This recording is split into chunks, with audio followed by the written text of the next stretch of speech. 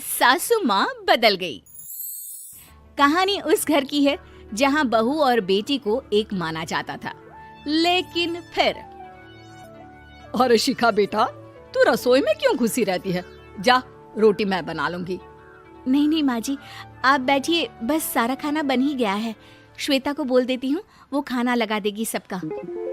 Sorry भाभी, मेरे पास वक्त नहीं है। माँ, मुझे पैसे देना, पार्लर जाना है। हाँ हाँ चली जाना, भाभी को भी ले जाना। वो भी जाने को बोल रही थी पार्लर, पर पहले ना मदद कर दे उसके खाना लगाने में। देख माँ, वो बहू है, उसे बहू रहने देना, इतना सर पर मत चढ़ा भाभी को। श्वेता, ज्यादा मत बोला कर। बहू और बेटी में कोई फर्क नहीं होता है। जा जाकर काम कर। ननद को माँ का भाभी से इस तरह प्यार करना बिल्कुल अच्छा नहीं लगता। वो बार बार किसी न किसी तरह माँ को भाभी के खिलाफ भड़काती रहती, लेकिन कोई फायदा ना होता। एक रोज, अरे बेटे किशन, जा बहू को कहीं घुमा कर ला, सारा दिन घर में काम करती रहती है। हाँ हाँ माँ, हम लोग जा रहे हैं ना गोवा। अच्छा जी, भाभी ने तो हमें बताया भी नहीं। वैसे तो सारी पंचायत करती है, ये गोवा वाली बात क्यों छुपा गई हमसे? अरे क्योंकि उसे खुद नहीं पता था बहन। मुझे टिकट सस्ती मिल रही थी तो मैंने बुक कर दिया। हाँ शिखा, पैकिंग कर ले, संडे हम जा रहे हैं गोवा। दोपहर में शिखा पैकिंग कर रही थी कि सास आ जाती है। ये क्या बहू, साड़ियाँ? अरे गोवा जा रही है घूमने या फिर शादी में मायके हैं? माँ जी, ऐसा कुछ है ही नहीं, समझ में नहीं आ रहा क्या रखूं कपड़े में। अरे तेरी और श्वेता की साइज तो एक ही है, उसके कुछ मॉडर्न कपड़े ले ले, आकर लौटा देना। हाँ माँ जी, ये ठीक रहेगा। शिखा श्वेता के पास जाती है और उससे कपड़े मांगती है। ना जी ना, मैं अपने कपड़े ना दूं, वैसे भी फैल जाएंगे मेरे कपड़े, बहुत महंगे वाले हैं। शिखा मुंह लटकाकर कमरे में आ जाती है तो सास कहती है, चल तैयार हो जा, तुझे मैं शॉपिंग करा कर लाती हूँ गोवा की। बस फिर क्या था, सास बहू निकल जाते हैं मार्केट और एक से बढ़कर एक ड्रेस खरीद कर घर आते हैं। पहले बता देती कि नए कपड़े दिलाने वाली है भाभी को, तो मैं अपने ही दे देती ना भाभी को, मुझे दिला देती नए कपड़े।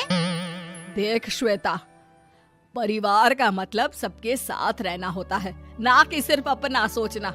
वैसे भी तुझे अच्छे संस्कार सीखने चाहिए। और रही बात कपड़ों की, तो शिखा, आज से घर पर भी तू मॉडर्न कपड़े ही पहनेगी। कोई जरूरत नहीं है ये साड़ी वाड़ी लपेटने की। अब क्या था, घर पर श्वेता और शिखा एक जैसे रहते।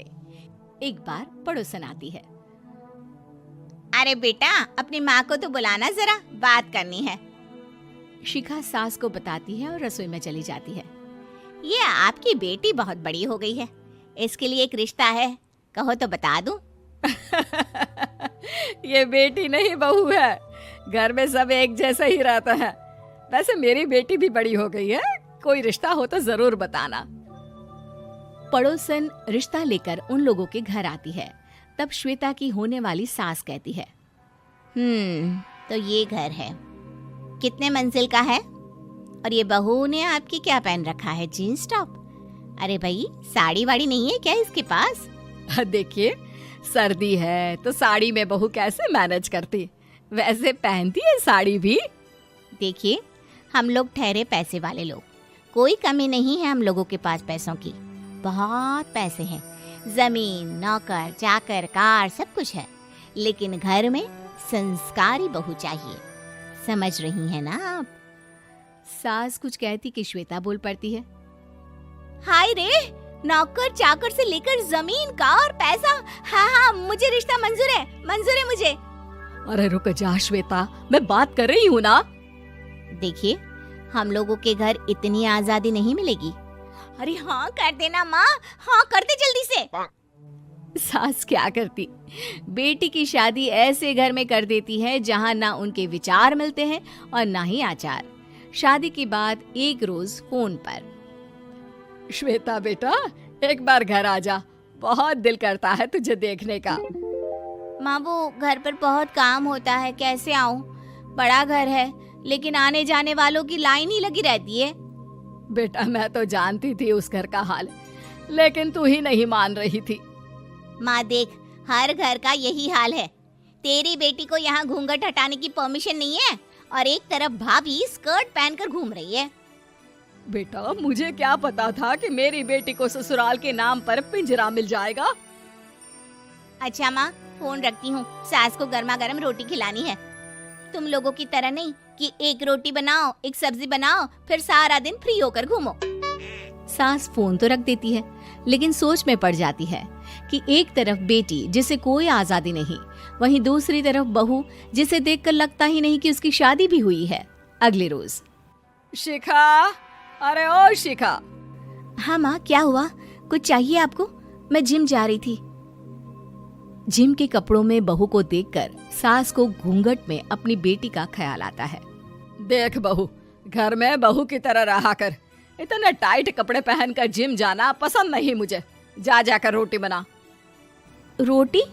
माँ अभी तो शाम की 6 बजे हैं, इस वक्त रोटी? अब क्या मेरे खाने पीने पर भी पहरा है? अरे जब मर्जी तब मैं अपने घर में खा भी नहीं सकती क्या? बहू को अजीब लगता है।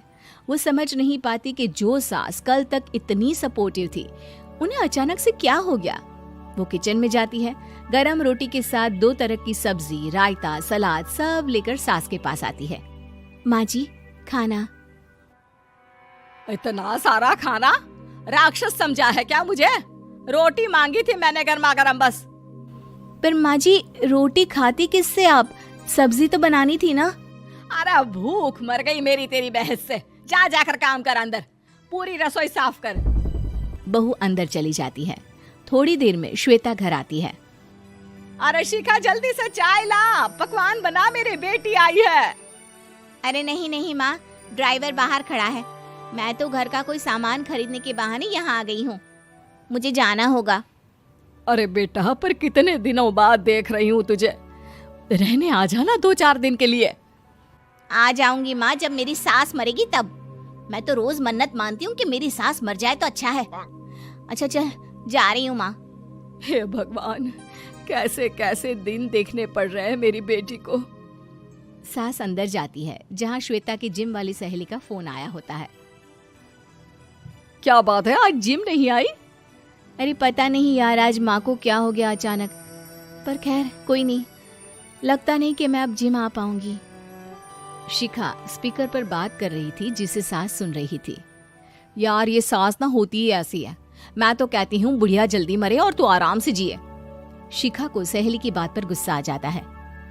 माँ के मरने की कौन सा बच्चा दुआ मांगता है मोहिनी? आगे से ऐसी बात मेरे सामने मत करना। हमारे घर की शोभा ही माँ है। क्या हुआ जो थोड़ी सख्ती दिखा रही है? उसमें भी कोई ना कोई उनकी भलाई ही होगी। मैं तो कहती हूँ भगवान मेरे जैसी सास सबको दे, जो सिर्फ माँ की तरह है। सास वाली तो कोई बात ही नहीं है उनमें। सास ये बात सुन रही थी। उनकी आंख में आंसू आ जाते हैं कि क्यों वो बेटी की किस्मत में बहू को भी भागीदार बना रही थी। शिखा, अरे ओ शिखा, क्या हो गया? जिम नहीं जाना क्या?